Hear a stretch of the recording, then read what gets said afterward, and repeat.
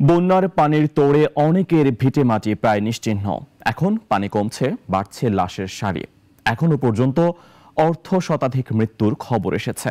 তবে স্থানীয়রা বলছেন, মোবাইল ফোনের নেটওয়ার্ক সচল না হওয়ায় দুর্গম এলাকার মৃত্যু সংবাদ মিলছে না। তাই মৃতের প্রকৃত সংখ্যা আরও বেশি হতে পারে। এদিকে একটু একটু করে পানি কমায় বাড়িতে ফিরছেন মানুষ।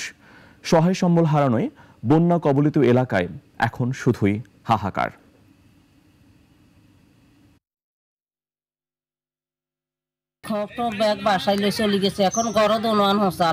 মানুষের ঘরের ভিতরে ফার্নিচার সামগ্রী নষ্ট হয়ে গেছে, ক্ষেতের ফসল নষ্ট হয়ে গেছে। বন্যা দুর্গত প্রত্যন্ত এলাকার বিস্তারিত চিত্র খুব কমই উঠে এসেছে গণমাধ্যমে। এসব এলাকায় যারা আছেন মূলত তারাই বুঝতে পারছেন প্রকৃত চিত্র কতটা ভয়াবহ। ফেনীর ছাগলনাইয়া উপজেলার একটি গ্রাম উত্তর মন্দিয়া, সেখানকার একজন বাসিন্দা নুরুল আফসার। শুনবো তার অভিজ্ঞতার কথা। টেলিফোনে তিনি সরাসরি যুক্ত হচ্ছেন আমাদের সঙ্গে। আফসার, আপনাকে স্বাগত জানাচ্ছি নাগরিক টেলিভিশনে। আপনার কাছ থেকে শুরুতেই জানতে চাইবো, আপনার সঙ্গে যোগাযোগ করার যখন আমরা চেষ্টা করছিলাম তখন জানতে পেরেছি আপনার একজন আত্মীয় গর্ভবতী, আপনার পরিবারে একজন 80 বছরের বৃদ্ধা নারীও রয়েছেন। ভয়াবহ বন্যার সময় কি ধরনের পরিস্থিতিতে পড়েছিলেন আপনারা? জি, আমাদের এই ফেনী অঞ্চলে অতীতে কখনো এরকম পানি উঠে নাই। আমাদের যে পথে আমরা চলাফেরা করি, যে রাস্তা দিয়ে, ওই রাস্তার ভিতরে আপনার 8 থেকে 10 ফিট পানি, এবং কি পাকা ঘর যেগুলো আছে এগুলো একতলা পানি দিচ্ছে। আমাদের উত্তরবঙ্গের গ্রামে 4টা দোতলা ঘর আছে। ওই কিছু কিছু মানে একটা দোতলা ঘরে আপনার 1 থেকে 1.5 লোক দোতলাতে আশ্রয় নিচ্ছে, আর বাদ বাকি লোকগুলো পানিতে আটকে গেছিল। আর কাঁচা ঘর যেগুলো, এরা সবগুলো আটকে গেছে। তখন এই ছাত্ররা এবং আমরা যারা আছি সবাই মিলে উদ্ধার চেষ্টা করি। আমি অলরেডি নিজেই অনেক 2-4টা ফ্যামিলি উদ্ধার করছি। যেমন কি আমার একটা বৃদ্ধা উদ্ধার করছি 80 বছরের, ওরা পানিতে আটকে গেছিল। একটা গর্ভবতী নারী ছিল, ওরা উদ্ধার করছি। কিছু শিশু আছিল, এদেরকে উদ্ধার করছি।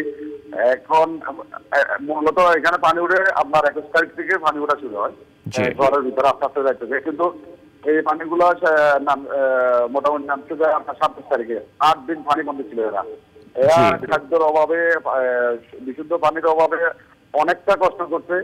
এই 4টা ঘরে আপনার প্রায় 6 থেকে 700 লোক ছিল, দোতলা ঘরে যেগুলো ছিল। আর সবগুলো ছিল মাটির ঘর এবং কি একতলা ঘর। একতলা ঘরে সবটাই পানি নিচে ছিল। মাটির ঘর তো থাকা তখন ইয়া ছিল না। আত্মীয়স্বজনেরা এবং এলাকার ছেলেপেলা যারা আছে, ছাত্ররা, এরা মিলে এলাকার লোক অনেক কিছু সেভ করছে। কিছু নিজের উদ্যোগেই আত্মীয়স্বজনের বাড়িতে দূরান্তে যেখানে পানি উঠে থাকে ওখানে যায় অস্ত্র নিচ্ছে।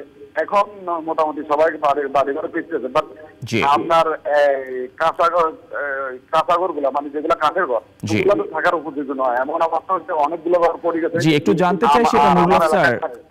জি, অনেকে তো এখন বাড়ি ঘরে ফিরছেন, এখন কি পরিস্থিতি সেখানে দেখা যাচ্ছে? ক্ষয়ক্ষতির হাত থেকে কিছু কি রক্ষা পেয়েছে, বা কিভাবে এখন পরিস্থিতি মোকাবেলা আপনারা করবেন একটু ডিটেইলসে জানাবেন। আচ্ছা, এইখানে ক্ষয়ক্ষতির মাত্রা বলতে আপনার যেমন যারা চাষাবাদ করছে এটা একবারেই পুকুরে গেছে, একবার কাছে কিছু নাই। এবং কি যারা মাছের চাষ করতে পুকুর আসছিল, এটাই কিছুতে কাঠের জলগুলো যেগুলো আসলে অনেকগুলো পড়ে গেছে। এখন আমরা এলাকাবাসী মানে এগুলো নিয়ে চিন্তা করছি কিছু একটা কি করা, এলাকায় যাদের ঘর পড়ে গেছে ঘরের ব্যবস্থা করা। আর ত্রাণ কিন্তু সরকারি ভাবে বেসরকারি ভাবে ছাত্ররা মানে সব দিক থেকে আসতেছে। ত্রাণ দিত মানুষ থাকার ব্যবস্থা করতে পারবে না, এটা খাওয়ার জিনিস, শুকনা খানা, এটা কদিন খাবে। এখন মনে হয়, আমার মনে হয় এই এলাকায় 30 থেকে 35টা ঘর পড়ে গেছে। আর এরা ঘরে ফিরতেছে, বাট থাকার ব্যবস্থা নাই। এখন পার্শ্ববর্তী যেগুলো থাকা ঘর আছে এগুলো পরিষ্কার করে ওগুলোতে থাকছে। এরা নিজের ঘরে ফিরবো, কখন ফিরবে এটার কোনো নিশ্চয়তা নাই। জি, জনাব নুরুল আফসার, আপনার প্রতি সমবেদনা জানাচ্ছি, নাগরিক টেলিভিশন সমবেদনা জানাচ্ছি। আশা করি আপনারা ঘুরে দাঁড়ানোর মতো শক্তি অর্জন করতে সক্ষম হবেন। আমাদের সঙ্গে যুক্ত হওয়ার জন্য আপনাকে অনেক অনেক ধন্যবাদ।